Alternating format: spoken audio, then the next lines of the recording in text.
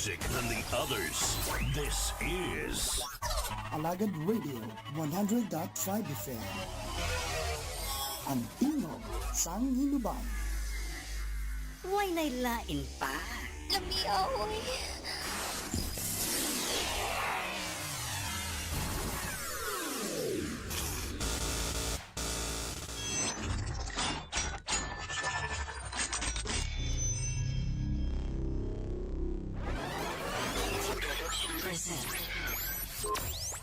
You're in the middle of non-stop good stuff on 100.5 FM.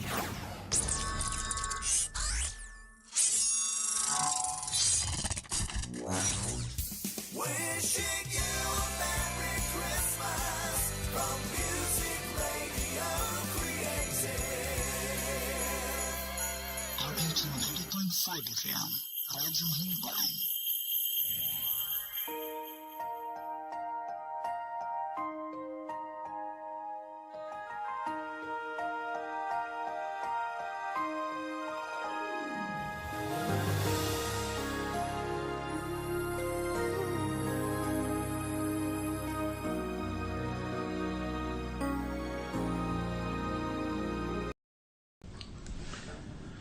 Abyan, mayong aga dira sa imo, mayong adlaw, mayong hapon, mayong gabi. Kung sabihin ka man nga bahin sang kalibutan, kabay ang Diyos naghatag o makahatag sa inyo sang iya tuman nga bugay, ihibalo kagkaalam paghangop sa inyo nga sitwasyon karon. Siguro may ari diri sa aton nga nagatanaw karon nga may mga problema sa ila personal nga pagkabuhi, whether physical, emotional, spiritual, financial, material. Kabay ang Dios magahatag sa imo sang kaalam, pagangop, kag kaisog sa paghimo sa mga importante nga desisyon nga may kalabutan sa imo nga pagpangabuhi subong Kristohanon, may kahilabtanan sa imo nga pagsunod sa Ginoo. Hatagan niya ikaw sang kaisog sa pagsubay lang sang mga pamaagi nga Biblianhon kag Dios non. Karon sa aton nga pagtuon sini nga pulong sa Ginoo, aton tun-an kung paano naton makilala ang mga sayop, mga manugpatalang, mga tao nga nagsiling sila mga manugwali o mga alagad sang Dios. Diri bala sa Deuteronomio kapitulo 13 bersikulo 1 tubtob sa 4, ako na anay basahon ini. Kung may magtindog sa tunga nimo nga isa ka manalagna, o kung manugdamgo sing mandamgo, kag maghatag sa imo sing tanda o kung katingalahan, kag mahanabo ang tanda o kung ang katingalahan nga ginpamulong niya sa imo, nga nagasiling, magsunod kita sa iban nga mga Dios, nga wala mo makilali, kag mag-alagad kita sa ila, o dili ka magpamati sa mga pulong sina nga manalagna o kon sina nga manugdamgo sa mga damgo. Kay ang Ginoo nga inyo Dios nagatilaw sa inyo.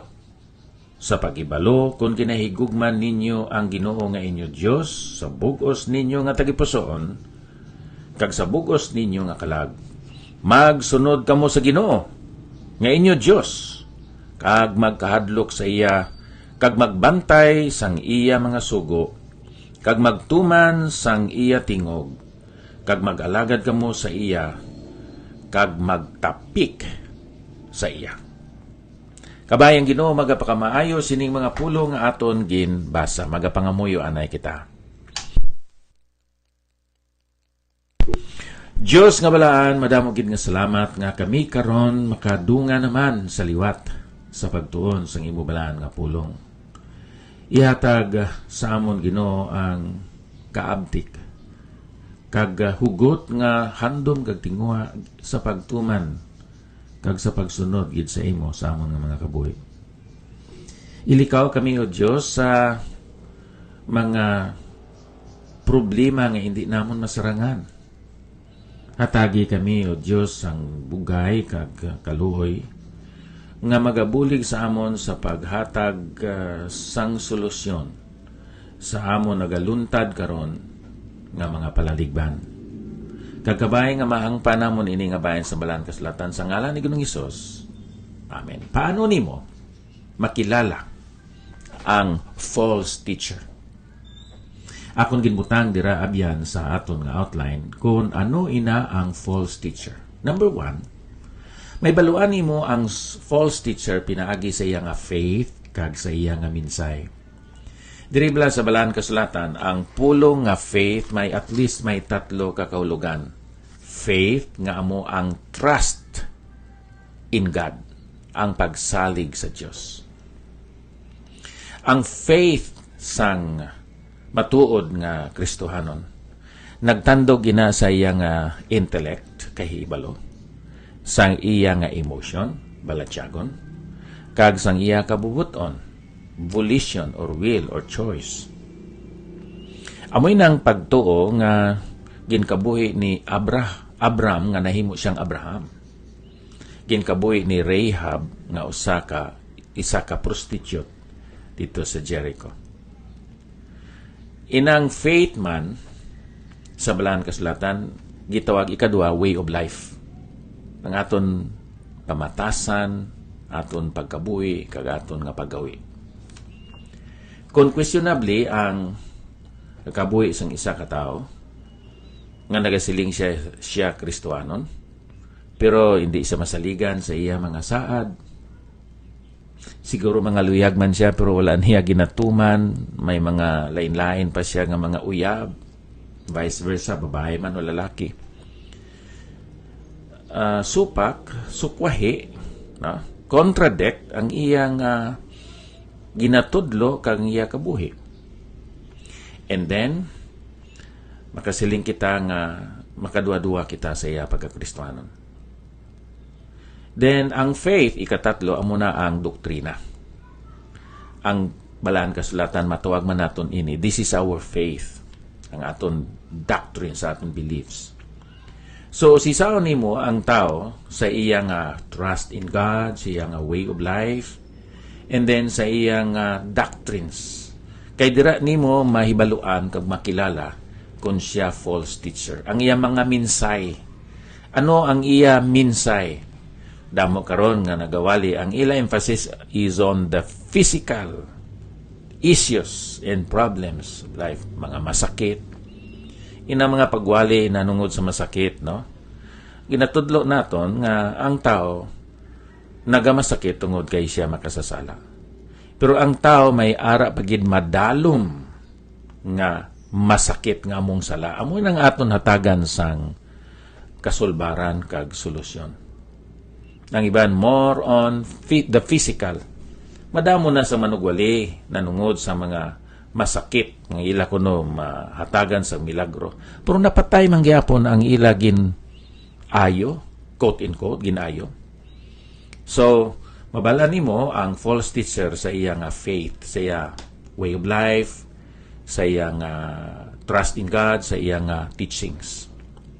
Then ikadua, pinaagi man sa iyang family. When I say about family, ang iyabla relasyon, kung marriage siya sa iya asawa, sa iya bana, sa iya kabataan, sa iya mga ugangan, no?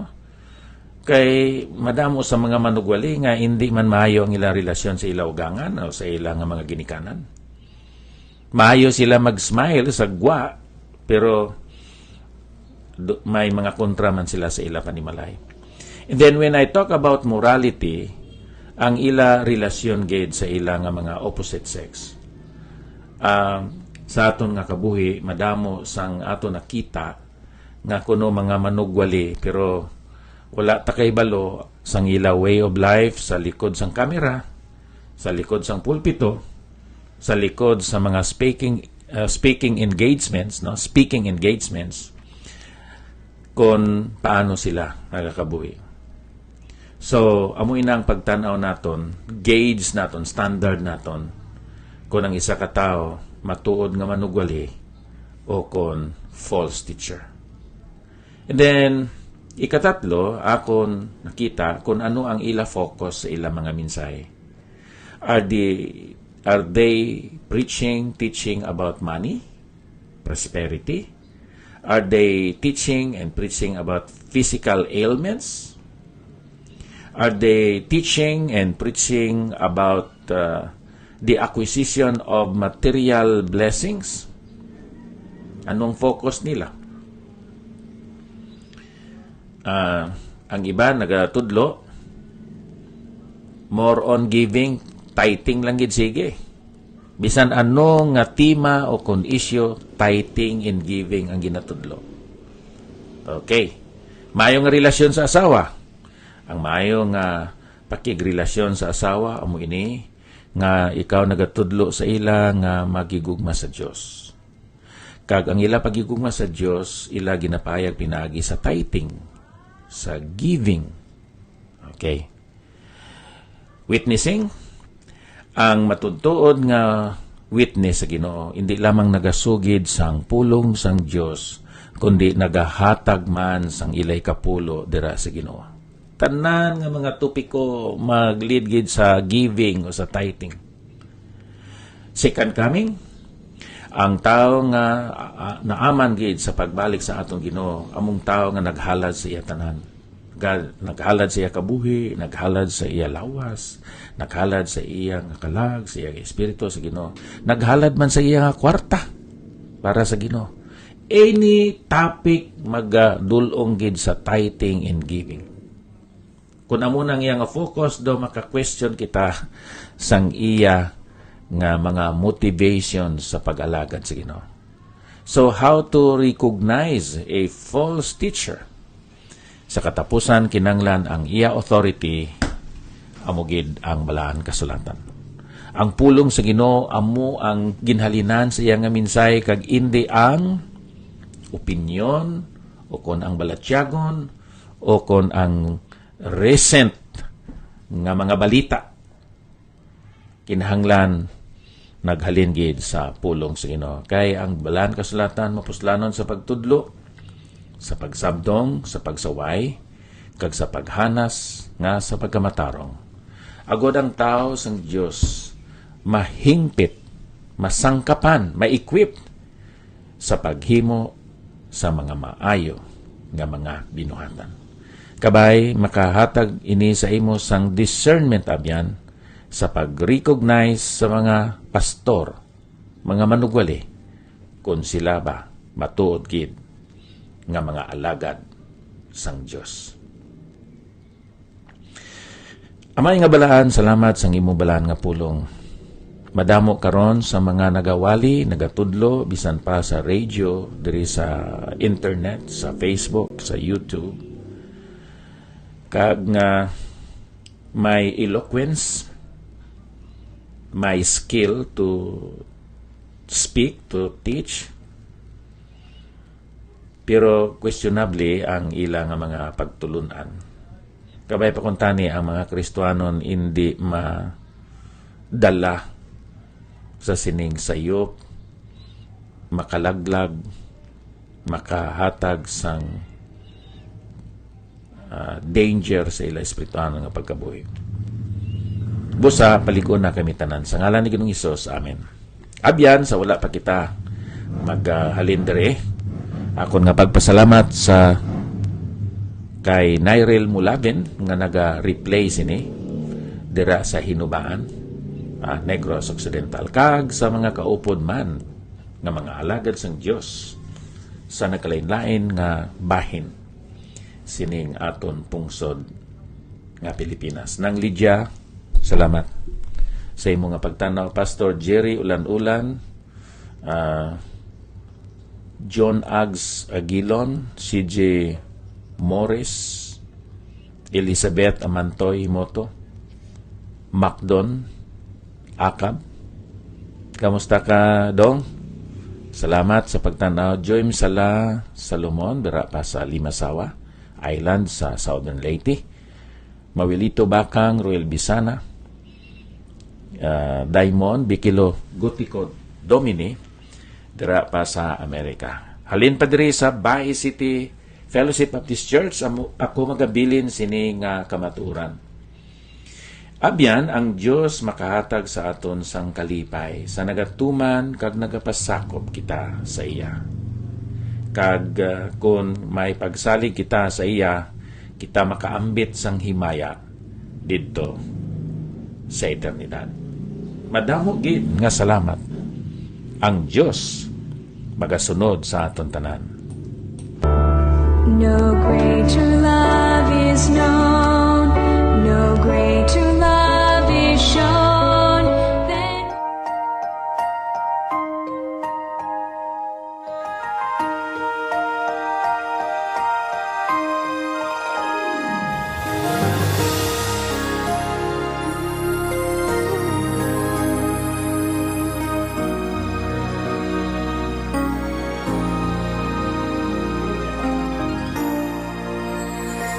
give thanks with a grateful heart. Give thanks to the Holy One. Give thanks because He's given Jesus Christ, His Son. Give thanks.